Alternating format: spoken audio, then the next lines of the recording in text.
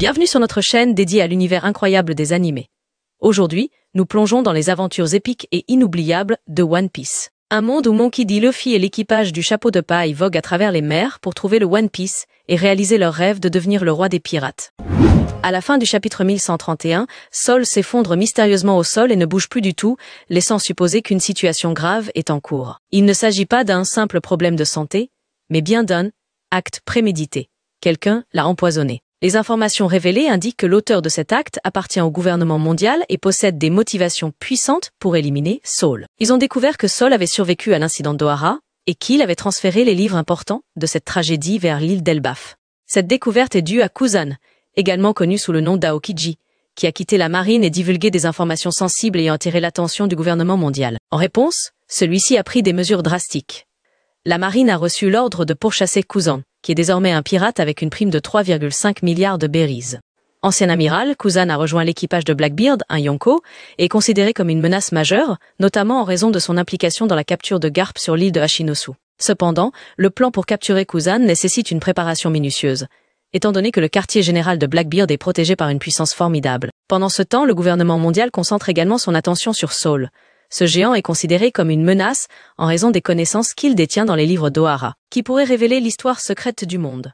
Pour protéger ce secret, ils ont envoyé un chevalier sacré, l'une des unités d'élite du gouvernement mondial, pour accomplir cette mission. Contrairement aux agents de la CP0, l'envoi d'un chevalier sacré souligne l'importance de cette mission. Ils agissent avec prudence, cherchant à faire en sorte que la mort de Sol semble naturelle, afin d'éviter un conflit direct avec les habitants d'Elbaf. Cependant, Sol ne se rend pas facilement. Avec l'aide des géants d'Elbaf, il reçoit des soins intensifs qui prolongent sa vie. Pendant ce temps, Robin et l'équipage des chapeaux de paille arrivent à Elbaf avec un grand enthousiasme, surtout Robin qui est particulièrement impatiente de découvrir l'état de Sol. Robin soupçonne qu'il y a une conspiration malveillante derrière cet incident. En utilisant le pouvoir de son fruit du démon, le Hanahana no Mi, Robin commence une enquête pour dévoiler les instigateurs de cette attaque. De leur côté, les chevaliers sacrés et les agents de la CP0 qui les accompagnent se cachent. Cependant, l'enquête menée par Robin réussit à révéler leur présence. Tension monte lors de la confrontation entre les pirates aux chapeaux de paille et leurs ennemis. Robin, Jinbe, Franky et Brook se battent de toutes leurs forces contre les chevaliers sacrés, qui se révèlent être d'une redoutable puissance, maîtrisant un haki de niveau élevé et des techniques de Rokushiki bien plus avancées que celles des autres agents du CP0. Cependant, grâce à leur travail d'équipe et à la colère de Robin envers l'état de Sol, ils parviennent à vaincre ces chevaliers sacrés. Une fois la bataille terminée, les ennemis sont remis aux autorités d'Elbaf pour être jugés. Cette action est perçue comme une déclaration que le gouvernement mondial ne peut pas agir impunément sur le territoire d'Elbaf. La capture d'un chevalier sacré dans les profondeurs d'Elbaf devient une grande nouvelle qui se répand rapidement. Morgans, le patron du journal World Economic News, publie immédiatement l'histoire, mettant en lumière l'incapacité du gouvernement mondial à protéger ses membres les plus importants. Cette nouvelle provoque également des réactions diverses.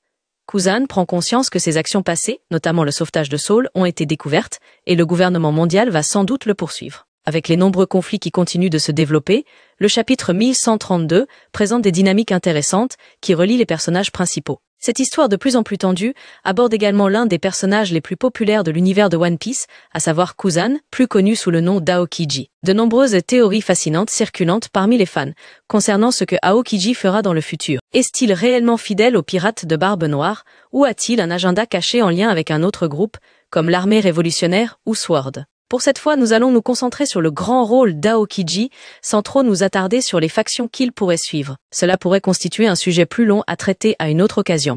En tant qu'ancien amiral de la marine, Aokiji possède une position unique qui lui donne accès à de nombreuses informations secrètes sur le monde. Nous savons grâce à diverses sources, telles que le film Z et Crécor, qu'il connaît de nombreux faits tabous, comme l'existence des noms portant l'initiale D et le grand secret du siècle vide. Ces connaissances montrent à quel point Aokiji est profondément impliqué dans la structure du monde de One Piece. Il n'est donc pas surprenant qu'il ait été recommandé par Sengoku pour devenir le Fleet Admiral. Cependant, son ambition a été freinée lorsqu'Akainu s'est opposé à lui et a remporté un duel épique qui a duré 10 jours sur l'île de Punk Hazard. Cette défaite a poussé Aokiji à quitter la marine plutôt que de se soumettre sous la direction d'Akainu, connu pour son principe de justice absolue. Après avoir quitté la marine, Aokiji a été aperçu affilié aux pirates de Barbe Noire, ce qui a suscité des spéculations. Est-il réellement fidèle à ce groupe ou dissimule-t-il ses véritables intentions dans le cadre d'une mission particulière? Certaines théories suggèrent qu'Aokiji a rejoint les pirates de Barbe Noire pour sécuriser une position stratégique dans le cercle des Yonko, tandis que d'autres affirment qu'il mène une mission secrète en tant que membre de SWORD, une unité mystérieuse au sein de la marine visant à détruire le système de l'intérieur. Implication d'Aokiji, avec Barbe Noire, représente un grand tournant, affectant l'équilibre des forces mondiales en tant qu'ancien amiral. Aokiji est une figure dotée d'un pouvoir immense et est considérée comme une grande menace par le gouvernement mondial. Son pouvoir de fruit du démon Logia, le Ichi-Enomi, lui permet de contrôler la glace avec une maîtrise exceptionnelle. Cette capacité lui a même permis de tenir tête à la lave d'Akainu pendant 10 jours consécutifs. Ce fait démontre que la prime d'Aokiji ne peut être prise à la légère. Il doit en effet posséder une valeur très élevée, non seulement en raison de sa puissance, mais aussi à cause des connaissances qu'il détient, lesquelles peuvent ébranler l'autorité du gouvernement mondial. Le rôle moral d'Aokiji est également un point intéressant. Il est connu comme une personne juste et intègre.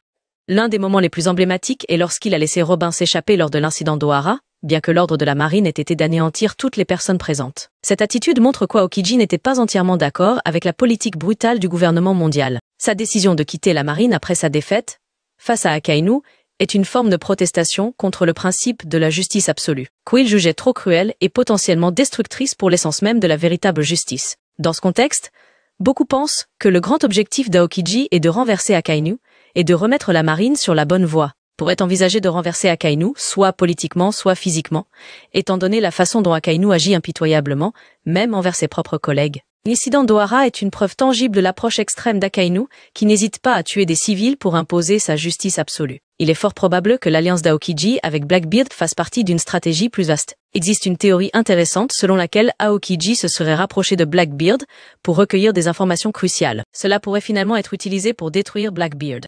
Cette théorie est correcte. Aokiji ne serait pas seulement un espion pour le SWORD, mais jouerait également un rôle clé dans l'affaiblissement du système corrompu du gouvernement mondial. Cette théorie ouvre également la possibilité que Kuzan puisse être lié aux forces révolutionnaires. En tant que personnage qui respecte Garp, il est probable qu'Aokiji soutienne la lutte de Dragon et de son groupe contre le gouvernement mondial. La relation entre Kuzan et les forces révolutionnaires pourrait être plus étroite qu'il n'y paraît. Kuzan pourrait devenir un pont reliant les deux parties pour un objectif commun, renverser un gouvernement mondial autoritaire. En fin de compte, le grand rôle d'Aokiji dans l'univers de One Piece pourrait résider dans sa capacité à être un équilibriste au milieu des conflits mondiaux. Il possède une grande moralité, une puissance extraordinaire et un accès à des informations stratégiques, ce qui fait de lui une grande menace pour ses ennemis, que ce soit Blackbeard, Akainu ou le gouvernement mondial. L'avenir d'Aokiji reste un grand mystère, mais une chose est sûre. Il jouera un rôle crucial dans le dernier affrontement contre les puissances en place. Voilà quelques théories intéressantes qui pourraient se réaliser dans le chapitre 1132. Merci d'avoir regardé jusqu'à la fin. N'oubliez pas de liker et de vous abonner pour ne pas manquer les dernières vidéos.